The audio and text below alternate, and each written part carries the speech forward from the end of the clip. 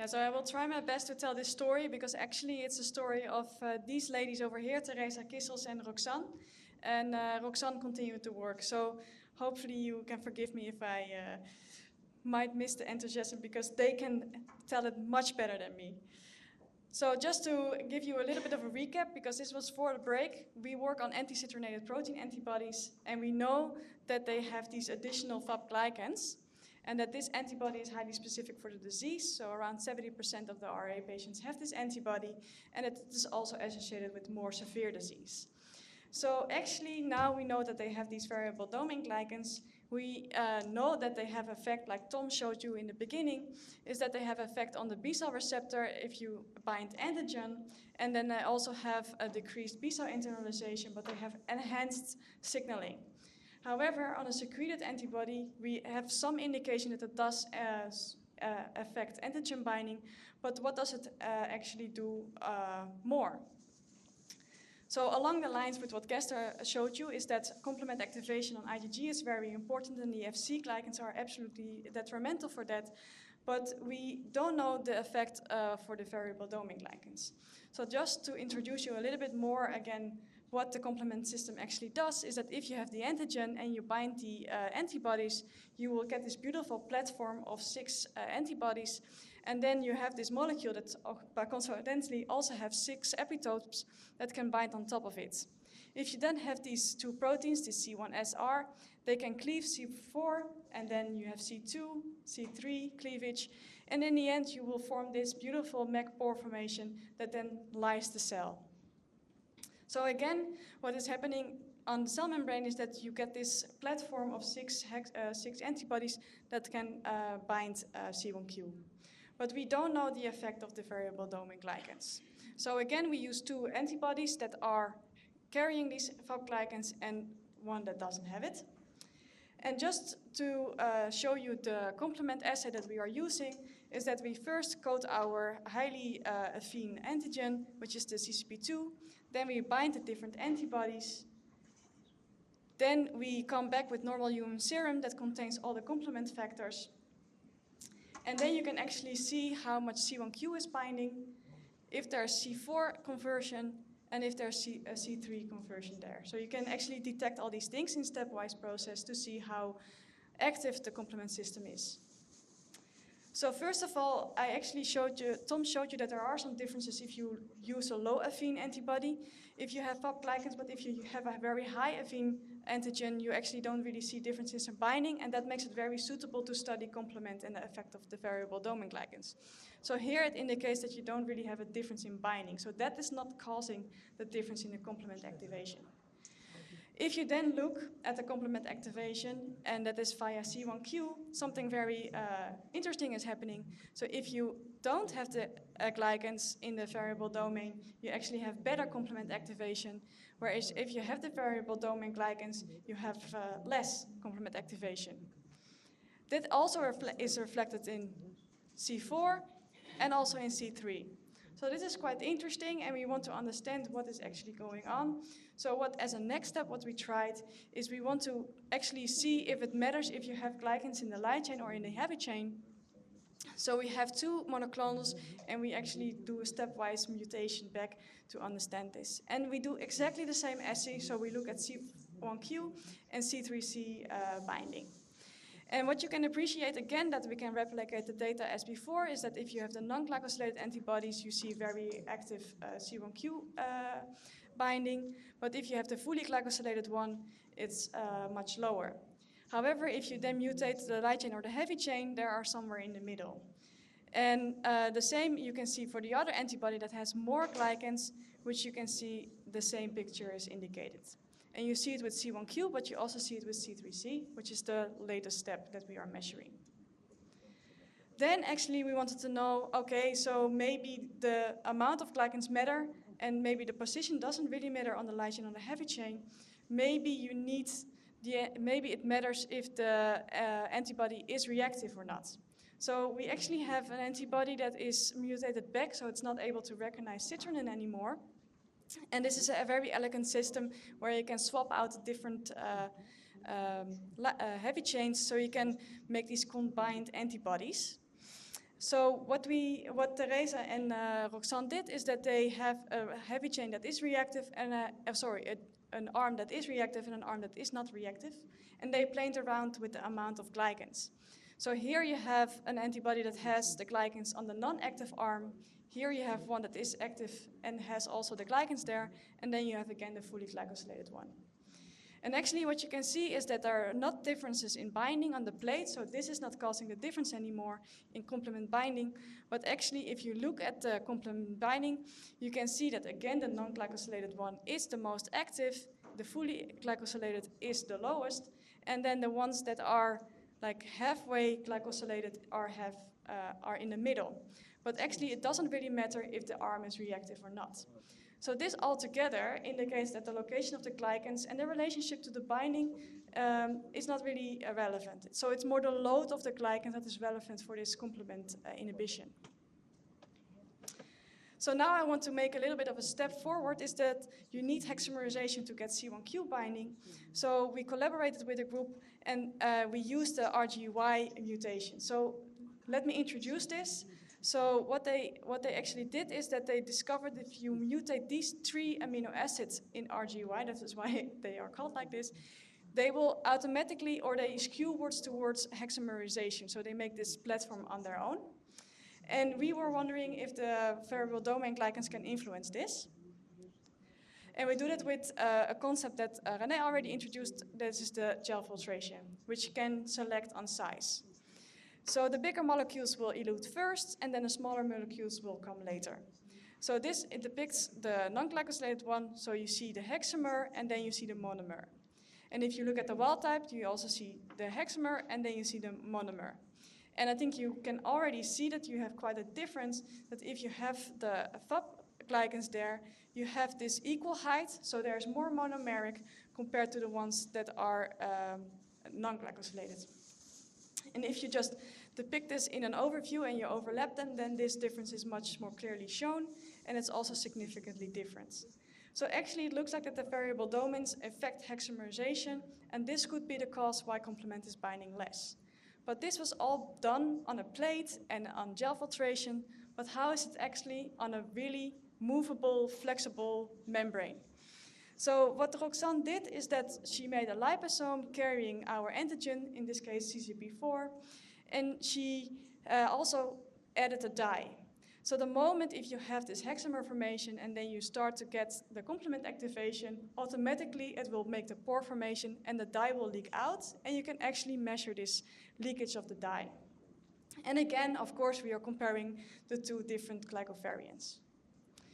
And then, luckily, we can also replicate the inhibited C1q binding also on these lipid membranes. So here you see the wild type, which is much less able to activate these pore formations than our non-glycosylated antibody. And now the very cool stuff happens, and I know that Roxane trained her eye to see this, but I actually have some difficulties to see. So what actually happens is that if you have this antibody platform, which is stabilized over here, and you get C1q, you get these little pyramids or / Eiffel towers.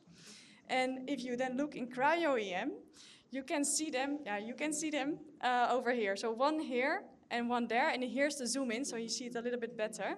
So you see the tuck, and then this little stalk. And you can see them over here, but you can also see them over here. And what she did is she counted many of these liposomes and tried to quantify if there's a difference. And actually, again, you can see that there's much more of these pyramids if you have the non-glycosylated antibody compared to the ones that have it. So, yeah, impressive. What she also did is she tried to make a model out of it, because that also indicates how stable a structure is. So on the right side, you can see the FC tails with on top of it the C1q, and this little dot actually is the stalk pointing towards you. So we are looking on top of it. And here you can see actually the Eiffel Tower standing up.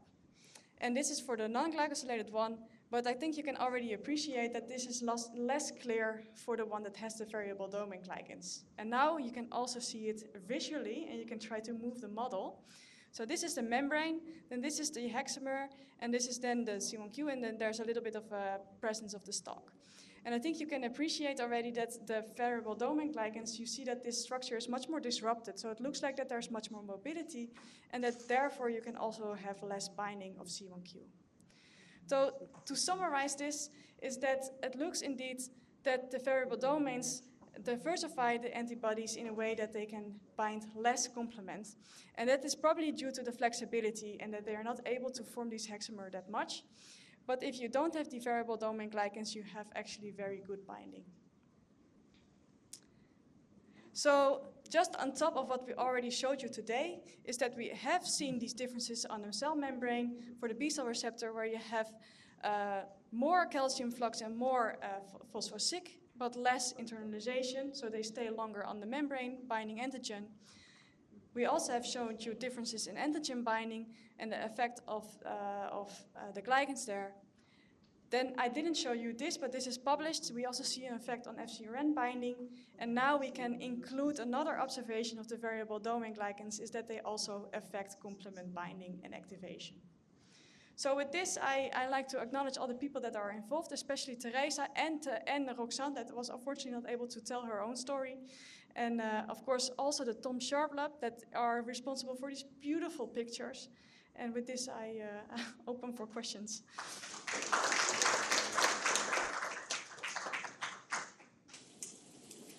So, are we changing the hypothesis?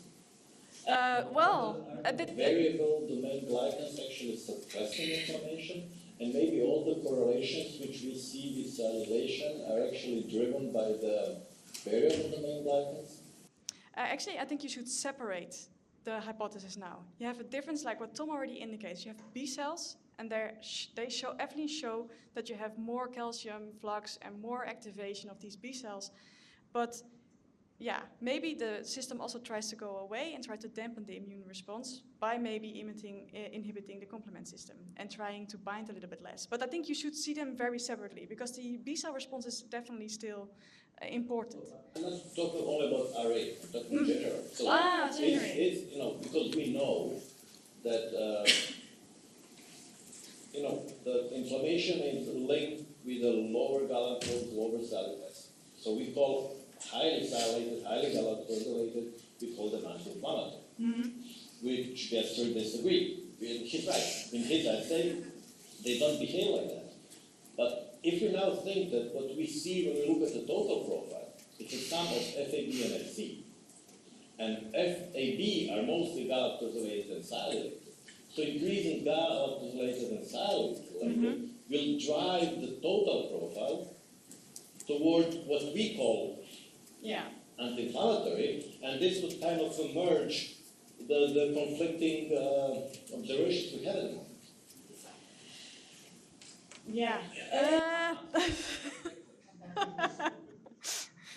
It's speculation. Because we of course call this a pro-inflammatory phenotype based on what we always see, that you see it in antibody responses, and it is based on total. And also you see a little bit more effects on the antigen specific, but it's always have been a cause and consequence. We never knew the answer. So I think maybe we should trigger this hypothesis, maybe, yes. Probably I should know this, but if you now look at the molecules which only have the Fab ligands on one arm, but not on the other, did you also test those with the EN? No, actually no. Because you think that if they will not have an effect? Or? It would be fun to test them. It's a lot of work.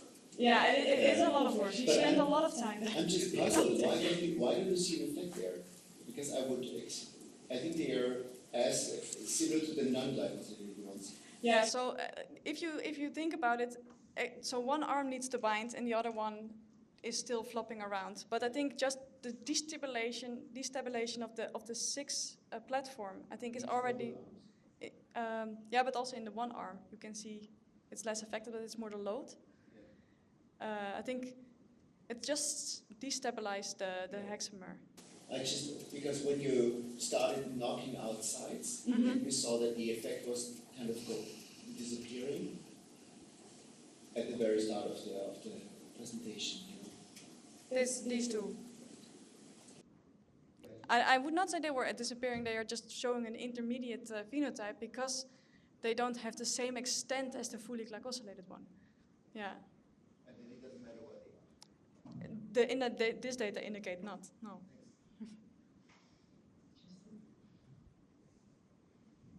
So one perhaps comment, because have you titrated the IgG a little bit lower to really test if they have identical binding? Because you're now in a plateau, I mean. Yeah, I don't know for this setup, but I know that we went down for other assays, and now we are trying also IgG3 and we go lower. I actually didn't want to comment Yeah. on this, but I have No, a similar I agree. question on the stoichiometry of these antibodies. So do you, when you look in the cryo-EM, do you see if the PAPs are both binding, or is one swapping? Yeah, so actually I think it's still a little bit too flexible, because even in the one that is non-glycosylated one, you don't really see the FOB arms. So, but you see the FC platform that is stable, but you don't really see the FOB arms that much. I know that the GEMUP team that actually described this, they were really adamant about that IgG1 to really nicely activate complement, it needs to preferentially bind with one arm, not two. Yeah. But this is not what you see for IgG3. I think Tom showed that for No, IgG3. true. And Yeah. he also showed this for IgG4, actually, that it preferentially binding with two arms is better. Yeah. Yeah. We probably have to ask Leonie that did this, but do you know, René? So if they really bind with one arm, the IgG1. That's what the data suggests. Yeah. Yeah. More questions? So if not,